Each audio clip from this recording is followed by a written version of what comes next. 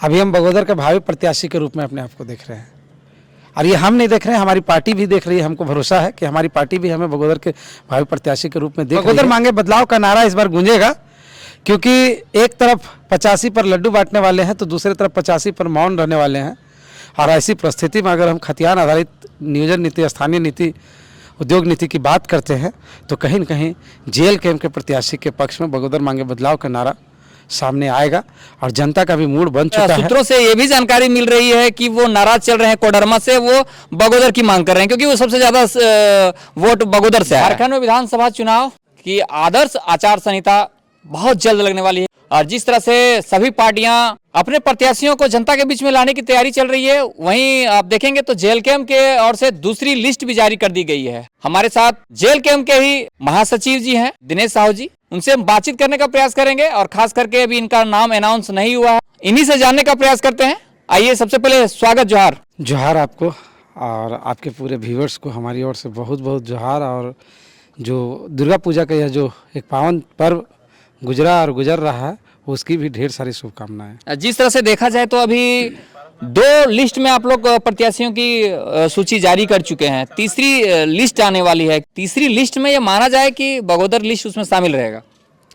इसके लिए तो हमको लगता है कि स्क्रूटनी कमेटी और संसदीय बोर्ड को निर्णय लेना है कि किस लिस्ट में कहाँ का जारी करना है सूची, क्योंकि जिस हिसाब से उनका स्क्रूटनी हो रहा है और जिस हिसाब से संसदीय बोर्ड में निर्णय हो रहा है, हमको लगता है उस हिसाब से धीरे धीरे हर सीट का क्लियरेंस करता जाएगा, और हमारी जो कमेटी है, हमारे जो अध्यक्ष हैं, वो उसकी घोषणा करते चले जाएंगे। कितनी आशा और मैंने आपको टिकट के पूरा 100% आशा और अपेक्षा है।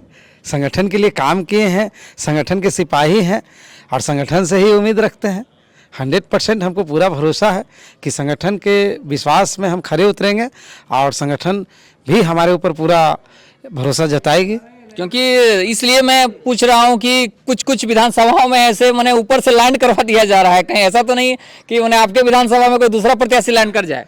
नहीं, ऐसा मैं नहीं मानता हूं कि ऊपर से लैंड कराया जा रहा है। अभी तक आपने देखा होगा कि जितने भी प्रत्याशियों की सूची जारी हुई है, वे सभी आंदोलनकारी हैं, और हमें पूरा भरोसा है कि हम लोग आंदोलन से उपजे हुए लोग हैं। हम लोग आंदोलन से उपजे हुए लोगों को ही अभी तक प्राथमिकता दी है, और आगे भी इसका झलक आपको दिखता रहेगा। आप जो कह रहे हैं लैंड किया गया, लैंड किसी को नहीं किया गया। ये एक समझिए, एक पहली बार हम लोग चुनाव में आ रहे हैं, और हम लोगों का जो समझ है उस हिसाब से हम लोग काम कर रहे हैं कि किसको कहाँ देने से कहाँ हम अच्छा काम कर सकते हैं। कहीं कहीं क्या है, जैसे मान लीजिए कि डुमरी विधानसभा की आप अगर बात करें तो जयराम महतो के झारखंड के 81 विधानसभा में आप कहीं भी कहिएगा तो उनका डिमांड है, लेकिन डुमरी विधानसभा एक बहुत ही हॉट सीट रहा था। लोकसभा में यहाँ 90,000 प्लस वोट हमको मिला था, और जनता की डिमांड थी कि यहाँ जयराम महतो को आना चाहिए। तो आप इसको क्या कहते ऊपर से टपकाया उम्मीदवार नहीं कर सकते, ये जनता द्वारा मांगा गया उम्मीदवार है, हम इसे टपकाना नहीं कर सकते। ये मांगा गया उम्मीदवार है, और जनता की मांग को हमने पूरा किया है, और जहां भी हम दे रहे हैं जनता की मांग पर उम्मीदवार को दे रहे हैं। जनता की मांग को मैंने आप पूरा तो जरूर कर रहे हैं डुमरी में, पर जिस तरह से अगर आप देखेंगे तो पूरे पार्टी और संगठन को मजबूती देने में मोतीलाल जी का अहम रोल था, पर वो अचानक वो टुंडी चले जाते हैं, और टुंडी में उनका कहीं पे कुछ नहीं है। वो तो आप जाएंगे, आप मेहनत करेंगे। आप अगर देखेंगे तो रिजवान जी आपका टुंडी विधानसभा से आते हैं, वो आप उन गांडे चले जा रहे हैं। नाम भरे हैं आपका मनोज यादव धनवार से, वो अब कोडरमा से चले जा रहे हैं। तो ये मैंने नहीं लग रहा है कि ये समन्वय कैसे बैठा पाएंगे लोग? ये आपके दृष्टिकोण से हो सकता है। हमको लगता है पार्टी ने इसके पीछे बहुत ही चिंतन मंथन के बाद इन नामों की घोषणा की है। जहाँ तक मोतीलाल महतो जी की बात है तो मैं आपको बताऊं कि टुंडी सीट भी हमारा कमज़ोर सीट नहीं है। हम लोग वहाँ तकरीबन 58,000 वोट लाए हैं, और 58,000 वोट लाने वाला सीट कमज़ोर सीट नहीं होता है, नंबर 1। नंबर 2, मोतीलाल महतो को भेजने के पीछे कारण ये था कि जब टाइगर जयराम महतो डुमरी आ रहे हैं तो सीटों का एक तरह से समझिए ये एक्सचेंज हो गया कि मोतीलाल महतो को वहाँ भेज दिया गया। और इसलिए भी भेज दिया गया क्योंकि जयराम महतो के बाद दूसरा कोई बड़ा चेहरा अगर कोई था तो वो मोतीलाल महतो थे, और जयराम महतो की सीट पर अगर किसी का फिर आप कह सकते हैं कि दावेदारी बनती थी तो मोतीलाल महतो की बनती थी। इसलिए बहुत सोच समझ के बाद और पूरा विश्लेषण के बाद टाइगर जयराम महतो ने जो निर्णय लिया है पार्टी के भीतर, उसका सभी ने स्वागत किया है, और बहुत ही विश्लेषण योग्य निर्णय है। ऑडियो वायरल हो रहा है मनोज यादव जी का, वो किसी मीडिया से बातचीत कर रहे हैं। वो कहना चाह रहे हैं कि हमने एग्ज़ाम दिया, जेपीएससी का रिजल्ट निकल गया बीपीएससी का, वो नाराज़ चल रहे हैं। बाकायदा मैंने लाइव आके भी ये बोले हैं कि नहीं, वो मैंने एक साजिश के तरह से मैंने भ्रम फैलाया जा रहा है, वो स्वीकार किए हैं और लाइव आके बताए हैं। पर सूत्रों से ये भी जानकारी मिल रही है कि वो नाराज़ चल रहे हैं कोडरमा से, वो बगोदर की मांग कर रहे हैं क्योंकि वो सबसे ज़्यादा वोट बगोदर से आया है। ऐसा है कि सबसे पहले तो उनका जो लाइव नाराज़गी वाली बात है, तो हम कहेंगे कि उन्होंने एक और लाइव आकर के कल बात कहा है जिसमें वो बोले हैं कि हम जयराम महतो के साथ कल भी थे और भविष्य में भी हम जयराम महतो के साथ वही लाइव की हम बात कर रहे हैं जी। और जहाँ तक बात रही कि बगोदर सीट को लेकर के, तो हमको लगता है कि ये ऐसा कुछ हमको नहीं पता है, जानकारी है उनका जब वो घोषणा हो चुका है कोडरमा सीट से, तो हमको लगता है कि पार्टी अब इस पर ज़्यादा माथापच्ची नहीं करना चाहेगी। पार्टी को पता है कि कहाँ किसका क्या उपयोगिता है और उस हिसाब से पार्टी बखूबी उसका इस्तेमाल करेगी और पार्टी जहाँ जिसकी उपयोगिता है उसके हिसाब से उसको उतारने का काम करेगी। यानी कि पार्टी अगर वो टिकट दे दिया है तो वो फाइनल है। हमारे हिसाब से फाइनल हो सकता है, पुनर्विचार हो, लेकिन ये अगर कोई बात हुई है तो हमें इसकी कोई जानकारी नहीं है। लेकिन हमको लगता है कि उपयोगिता के हिसाब से ही पार्टी निर्णय लेगी कि कहाँ किसकी उपयोगिता कितनी है, किस हिसाब से किसको जनता पसंद करेगी, उसी हिसाब से कहीं ना कहीं उनको लाया गया है। और कोडरमा में जो उनको दिया गया है, हमको जहाँ तक मेरी समझ काम कर रही है कि वो कोडरमा लोकसभा के उम्मीदवार रहे हैं लोकसभा में, और कोडरमा में जादवों की संख्या बहुत अच्छी खासी है। तो हो सकता है इस दृष्टिकोण से संसदीय बोर्ड को लगा होगा, या फिर हो सकता है कि कहीं वहाँ की जनता का डिमांड रहा होगा, इस वजह से भी दिया गया होगा। हमें इसकी पूरी जानकारी नहीं है। संसदीय बोर्ड से जो निष्कर्ष आएगा बाद में, उसके आधार पर ही हम कुछ क्लियर इस पर व्यू रख सकते हैं। जिस तरह से देखा जाए तो आचार संहिता बहुत मैंने जल्द लगने वाली है। जिस तरह से आज अखबारों में चला था कि आज लगने वाली है, अभी तक तो फाइनल नहीं आया है। आप मैंने इतना दिन के मेहनत के बाद अभी किस रूप में देख रहे हैं बगोदर विधानसभा का माहौल क्या चल रहा है? अभी हम बगोदर के भावी प्रत्याशी के रूप में अपने आप को देख रहे हैं, और ये हम नहीं देख रहे हैं, हमारी पार्टी भी देख रही है। हमको भरोसा है कि हमारी पार्टी भी हमें बगोदर के भावी प्रत्याशी के रूप में देख रही है, और बगोदर के जितने भी साथी हैं उनका भी बहुत ही अथक योगदान रहा है पार्टी को सींचने में, और एक अच्छी मुकाम पर बगोदर में हमारी पार्टी है। और हम लोग तैयारी कर रहे हैं पुरजोर तरीके से।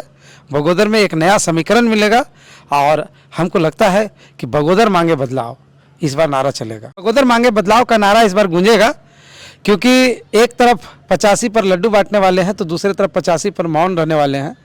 और ऐसी परिस्थिति में अगर हम खतियान आधारित नियोजन नीति, स्थानीय नीति, उद्योग नीति की बात करते हैं, तो कहीं न कहीं जेल कैंप के प्रत्याशी के पक्ष में बगोदर मांगे बदलाव का नारा सामने आएगा। और जनता का भी मूड बन चुका है।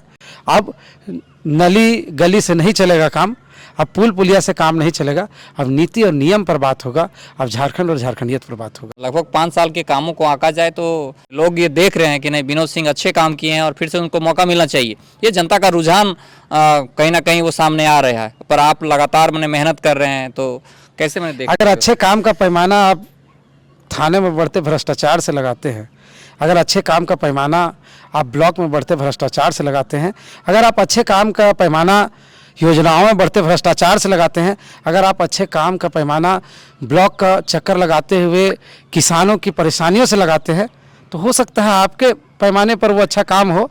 हमारे पैमाने पर बगोदर का ग्राफ बहुत गिरा है, लोगों में नाराज़गी है, लोगों में गुस्सा है, इसलिए बगोदर परिवर्तन चाहता है। जिस तरह से अगर एनडीए में देखा जाए तो नागेंद्र जी आने वाले हैं, नागेंद्र महतो जी, तो वो आने से कितना कंपटीशन बढ़ेगा? वो हमको लगता है कंपटीशन नहीं बढ़ेगा।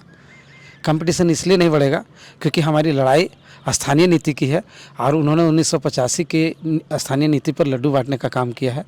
तो हमारा उनके साथ कोई कंपटीशन नहीं हो सकता है, क्योंकि हम खतियान आधारित स्थानीय नीति पर भरोसा करते हैं और वे 1985 के स्थानीय नीति पर भरोसा करते हैं।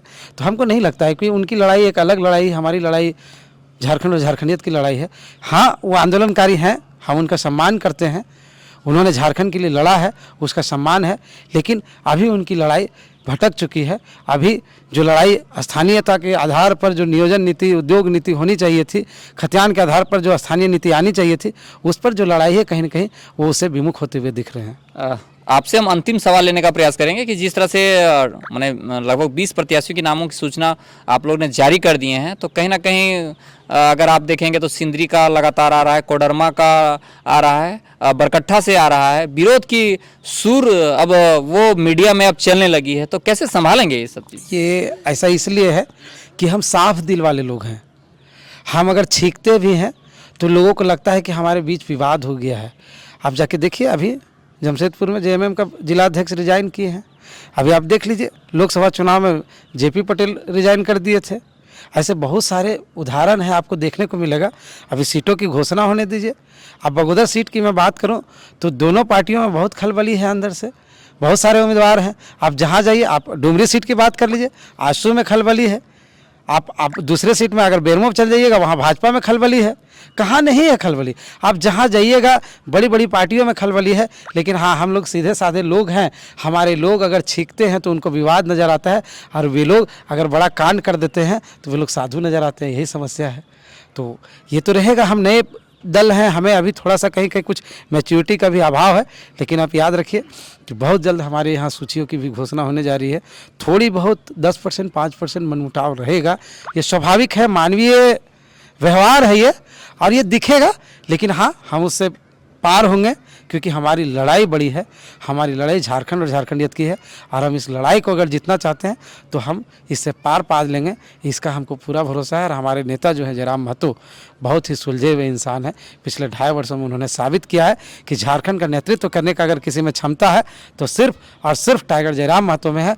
और कोई दूसरा झारखंड में अभी तक माइकल लाल नहीं हुआ है जो इतने कम समय में झारखंडियों के बीच अपनी इतनी गहरी पैठ बनाता हो। तो मान लें अब मैंने आपका भी 1-2 दिन में लिस्ट आ जाएगा बगोदर से। इसकी घोषणा केंद्रीय कमेटी को करना है। मैं बस इतना ही कहूँगा कि पार्टी का सिपाही हूँ, और मैं पार्टी के निर्देश पर युद्ध में उतरने के लिए तैयार हूँ। पूरा तैयारी भी कर लिए हैं? 100%। हमारा एक एक कार्यकर्ता तैयार है। जनमानस ने मन ठान लिया है कि इस बार बगोदर मांगे बदलाव का नारा को बुलंद कर देना है। तो ये थे हमारे दिनेश साहू जी, जो महासचिव हैं जेल के हमसे, और बहुत जल्द इनकी घोषणा भी होने वाली है। इनके नामों की घोषणा हो जाएगी अगली सूची जैसे ही जारी होगी। और ये लगातार बगोदर विधानसभा से लीड कर रहे हैं, और बगोदर विधानसभा जिस तरह से उनका शासनकाल रहा है पिछले कुछ वर्षों से, तो ये लगातार इनका मुहिम भी है कि बगोदर को बदलाव की ओर हम लोग ले जाएंगे और एक बेहतर बगोदर को देने का प्रयास करेंगे। बाकी इनके विचारों को आपने सुना, कैसा लगा इनके विचार जरूर कमेंट करके बताएं। बाकी आपने समय दिया दिनेश जी, बहुत बहुत जोहार। आपको भी धन्यवाद। जोहार।